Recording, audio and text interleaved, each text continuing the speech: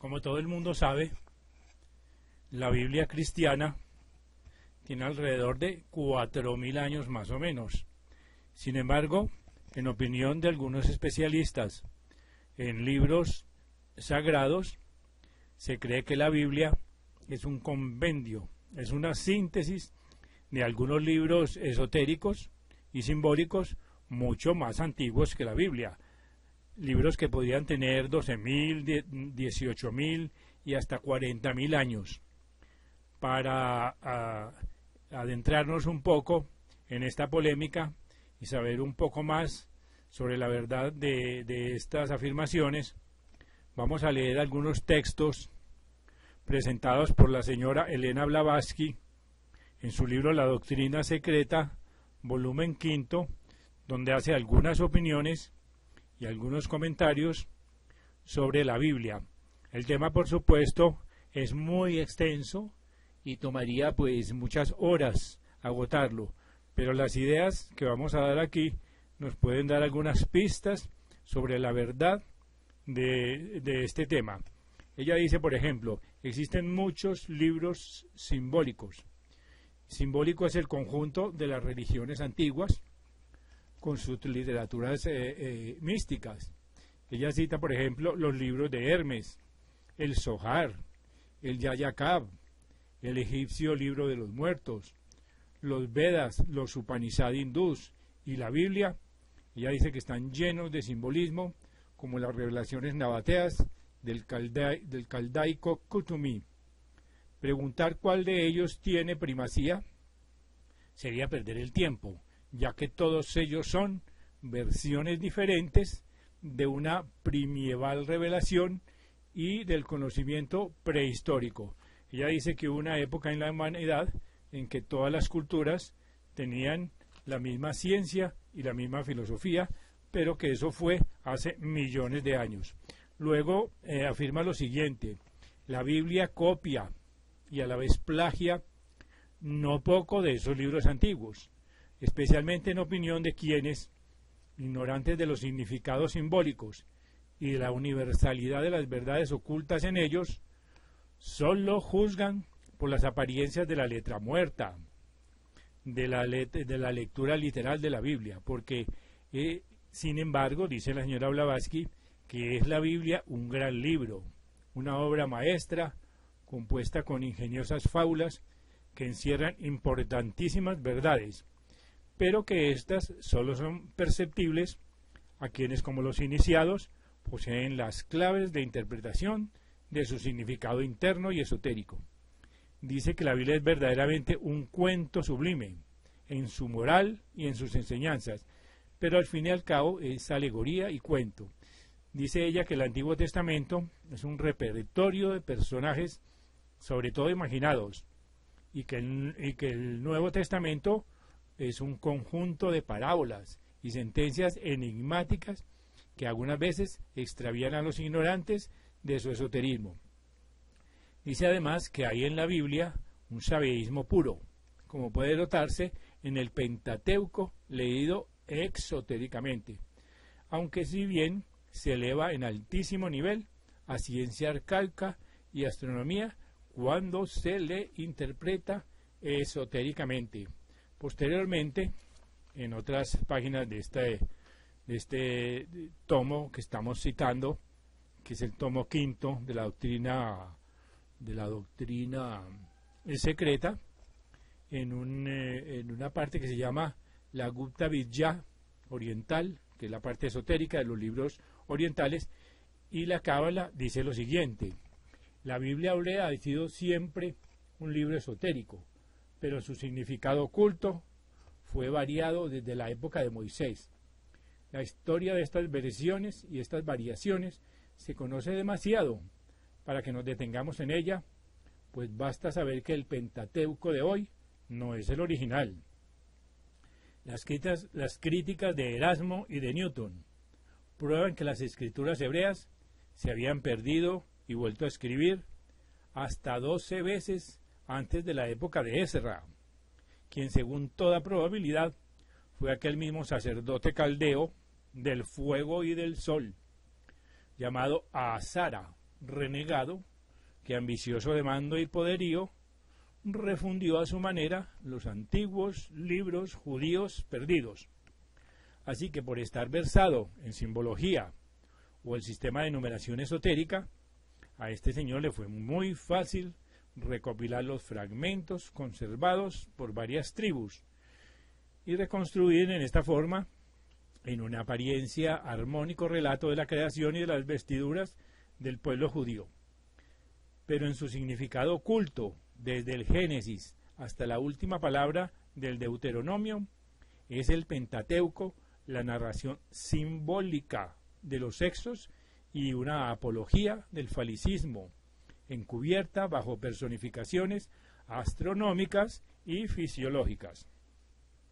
Sin embargo, su coordinación tan solo es aparente, y todos los pasajes del famoso libro de Dios, entre comillas, delatan mano del hombre.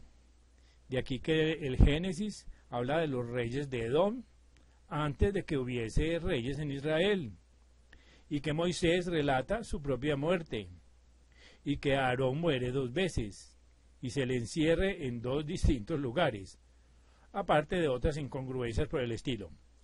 Pero para el cabalista esto es bagatela, pues él sabe que ninguno de estos acontecimientos es histórico. Es simplemente la cubierta que oculta varias peculiaridades fisiológicas. Pero para el cristiano sincero, que acepta de buena gana todos estos pasajes oscuros, significa todo ello muchísimo. Los masones podrían tener a Salomón por un mito, pues nada pierden con ello, ya que todos sus secretos son alegóricos y cabalísticos, por lo menos para los pocos que los comprenden. Pero gran pérdida es para el cristiano que la historia niegue la existencia de Salomón como hijo de David y ascendiente directo de Jesús. O sea, no hay motivo fundado para que los cabalistas asignen mucha antigüedad a los pergaminos bíblicos que hoy poseen los hebraístas, pues tanto judíos como cristianos confiesan que, entre comillas, las escrituras se perdieron en la cautividad de Babilonia, y el levita y el sacerdote Esdras, en tiempos de Artajerjes, rey de Persia, recibió inspiración en el ejercicio de su profecía y pudo restaurar el conjunto de las antiguas escrituras, como se piensa normalmente. Preciso es creer finalmente que Esdras, y sobre todo en su fe, pudo adquirir la legitimidad de los actuales libros mosaicos, porque suponiendo que las copias, o mejor dicho, las transcripciones fonográficas que llevaron a cabo Esdras y otros escritores, publicistas anónimos, fuesen genuinamente verdaderas, debió destruirlas Antíoco, y las actuales versiones del Antiguo Testamento han de ser obra de Judas Macabeo, o tal vez de recopiladores desconocidos, probablemente de los 70 griegos, mucho después de la muerte de Jesús. En consecuencia, tenemos que la fidelidad del actual texto hebreo de la Biblia depende de la versión hecha milagrosamente en Grecia por los 70, pues como se habían perdido las copias originales, resulta que los actuales textos hebreos son traducción del griego. Para salir de tan vicioso círculo de pruebas, hemos de apoyarnos una vez más en el testimonio de Josefo y Filón Judeo, los 2 auténticos historiadores judíos que aseguran haberse escrito la versión de los 70 en las referidas circunstancias. Además, es justo decir que esas circunstancias no son propias para inspirar confianza. Josefo dice que, deseoso Ptolomeo Filadelfo de leer en griego las escrituras hebreas, solicitó del sumo sacerdote Eleazar que le enviase 6 hombres de cada una de las 12 tribus para que las tradujesen. Cuenta después una peregrina historia, atestiguada por Aristeas, según la cual los 72 traductores, recluidos en una isla, llevaron a cabo su tarea en 72 días justos, etcétera, etcétera. Y prosigue la señora Blavatsky. ¿Podría creerse esa historia si no intervinieran en ella los 10 tribus desaparecidas de Israel? ¿Por qué? Porque si desaparecieron antes, entre los años 700 y 900 antes de Jesucristo, se puede hacer la pregunta de cómo es que algunos siglos después enviaron 6 hombres cada uno para satisfacer los deseos de Ptolomeo y quedar de nuevo fuera del horizonte histórico. Verdaderamente sería un milagro. No obstante, en documentos tales como la versión de los 70, se nos pide ver la directa relación divina. De los documentos originales escritos en idioma hoy día desconocido, por autores sin duda místicos y en fechas inverosímiles, no quedan ni pizca. A pesar de ello, hay quienes persisten en hablar del hebreo antiguo, como si alguien lo conociera hoy en día. Tampoco en efecto se conocía el hebreo, que tanto la versión de los 70 como el Nuevo Testamento tuvieron que ser escritos en una lengua pagana que es el griego. Por más que Hutchinson y otros autores den una razón de ello, diciendo que el Espíritu Santo mandó dictar el Nuevo Testamento en lengua griega. De todas maneras, se asigna mucha antigüedad al idioma hebreo, y sin embargo no hay ni rastro de él en los monumentos antiguos. Dice la señora Blavatsky que ni siquiera en Caldea, entre el gran número de inscripciones de varias clases halladas en este país, caldeos intercalados posteriormente. Según otros autores y entre orientalistas, los más antiguos idiomas que se descubren en Persia han sido el caldeo y el sánscrito, sin vestigio alguno del hebreo. Así que sería sorprendente que lo hubiese, pues el hebreo que conocen los filólogos data de unos 500 años antes de Jesucristo solamente, y sus caracteres pertenecen a época más próxima todavía.